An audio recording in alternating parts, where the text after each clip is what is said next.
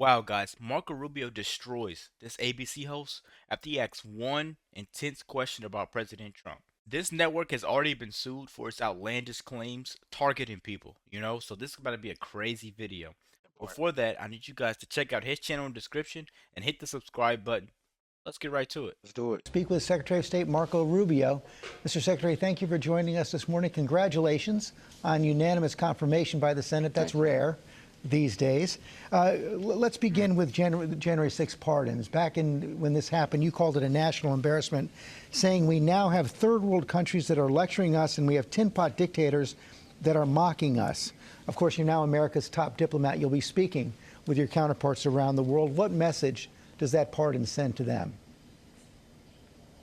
Well, I don't anticipate a single one of our partners will ask about it, obviously, and you know this well from your time in the administration. And my job is to focus on the foreign policy of the United States. I have a different job this morning and a different focus, and it's one that demands 100% of our attention. And so that's what I'll be focused on, and won't be opining on domestic matters at this point because, frankly, my focus needs to be 100% on how I interact with our counterparts, our adversaries, our potential enemies around the world to keep this country safe, to make it prosperous. That's the clear mandate from the president. It's what he campaigned on. I think he made it pretty clear yesterday that he wants to reinvigorate an American foreign policy that makes America safer and stronger and more prosperous.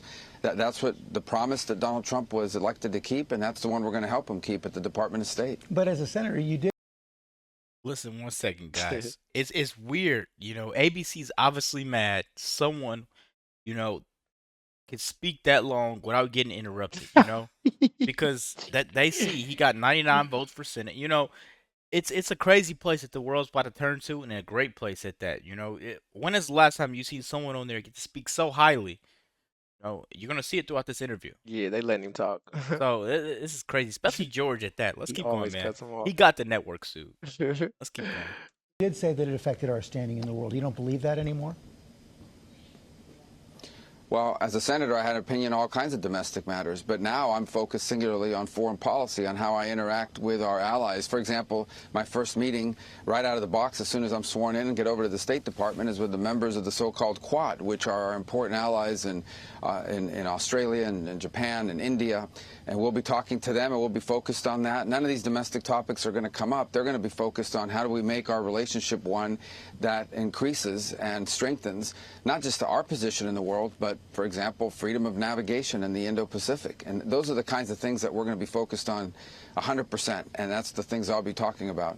President Trump also issued the executive order to delay the ban on TikTok yesterday. As a senator, you led the charge in warning that the app poses a major national security risk. It exposes the data of millions of Americans to being stolen by the Chinese government.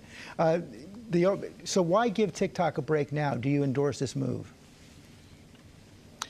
Well, the law, which I supported, also includes in it, and it gives the president a 90-day window in which he can delay it going into effect. For example, if you have a potential deal on the table for someone to purchase. In the end, this was never a TikTok ban. This is a ban on companies controlled by foreign entities and the risk it poses to the United States. As part of that law, what it hopes to achieve in many ways is it either stops operating or it is no longer controlled by a company under the control of the Chinese Communist Party or any other foreign power for that matter. And so it gives the president a 90-day window in which to now hopefully find someone that will buy it or some arrangement that will deal with this. The law was written in such a way so it would have kicked in the day before a new administration. So I think it's fair to assume that a new administration would need more than just a handful of hours coming into power to make a decision on how they want to handle it, on which deal they think would be the right one. The president's outlined a model of a joint venture in which the United States would have an interest and a controlling interest in a way that would protect us. And so I think he's talked about a 75-day window of those 90 that he wants to use to see if an arrangement can be found. But ultimately, See, guys, George Stephanopoulos, or however you say his weird name, he's completely silent while Right. this guy, Marco Rubio, has nothing but answers for everything he's asking. And since we're talking about the law, this is the first Latino Secretary of State. Everybody's like, everybody that's Latino, Trump hates him. He wants to Right. deport them all. No, we're talking about the law, and we're talking about solving the problems at hand.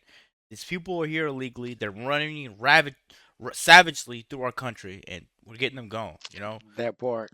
So I like how, we're using the military now to do this domestic thing. Now, someone said that when you have military people involved domestically, then that can cause a problem because they're trained, to get serious. Yeah, definitely true.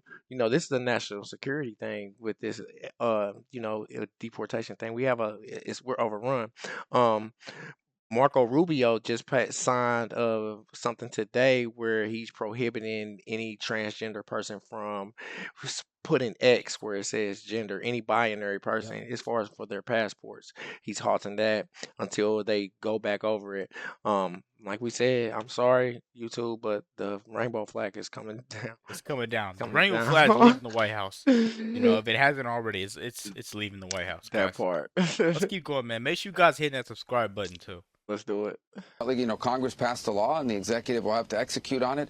But that law gives the president the right to do exactly what he's doing now, and that is to take a pause and see if there is a arrangement that can allow people to continue to use a platform that clearly people like, but at the same time protect our national interests. Finally, the president, as you know, promised during the campaign to end the war in Ukraine, even before he took office. Of course, that didn't happen. But can you share any details on how you plan to end that war now? Well, look, this is a complex, tragic conflict, one that was started by Vladimir Putin that's inflicted a tremendous amount of damage on Ukraine and also on Russia, I would argue, but also on the stability of Europe. So the only way to solve these things, we got to get back to pragmatism, but we also got to get back to seriousness here, and that is the hard work of diplomacy. The U.S. has a role to play here. We've been supportive of Ukraine, but this conflict has to end.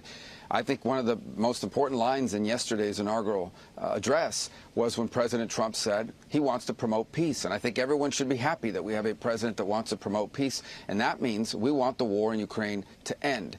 Now, obviously, it's going to involve complex and hard diplomacy. It has to be vigorous. Every side's going to have to give because neither Russia nor Ukraine can achieve the maximalist goals that they may have for this conflict. But he wants the dying to stop.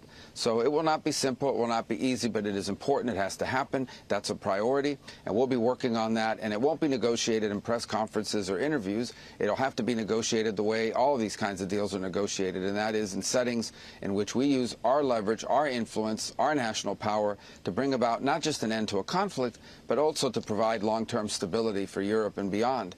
I don't think anyone wants to see a conflict end only to see it restarted 2 or 3 years down the road. Mr. Secretary, thanks for your time this morning. Like Israel, Palestine. Yeah, you might as well call it an interview at that point, guys, because he was just sitting there looking for a gotcha moment the whole entire time. Marco Rubio just simply wasn't going for it. It's obvious that George doesn't want to talk about these preemptive pardons that Joe Biden issued, to his family and friends, people that helped him out, paid him money, Stayed just away from because that topic, I noticed. Trump is going to attack them. That doesn't even make sense. He- These people broke the law. Dr. Fauci, I can't say it on YouTube what you did to the world, but you've done horrible things. Pelosi, come on, man. Man, a lot of these people who have preemptive pardons the pardons go back to January Yep. 2014. Yep. So it makes you wonder, what did they do January 2014? Like, All this time, that's my number Crazy. one question. I mean, you tell me what y'all think, YouTube, I that can part. smell another lawsuit coming to ABC's way. It's like $15 or $20 million one point. I can Right. see them getting It sued was, for I think way 15 more. million was what it was, but I can see that they're tiptoeing around now. You see, like you said, they let Marco Rubio talk the whole time. Yep. ABC don't never let him talk. I You know what I'm noticed saying? that immediately because anybody gets on there, if you're supporting Trump or you're They Republican, just try to tear you the down. whole time they're looking for the gotcha moment. Right. Something to make people think, oh, Trump's cabinet is not it. Or these people supporting Trump, Republicans are not it. But it was definitely a bipartisan taking him into the cabinet. Democrats and Republicans on both sides voted him in unanimously to Secretary of the State. Congratulations, and thank you, America, for voting for Trump back into office. And thank you for tuning into this video. Be sure to check out his channel in the description. Thank you. Hit the subscribe button if you're new.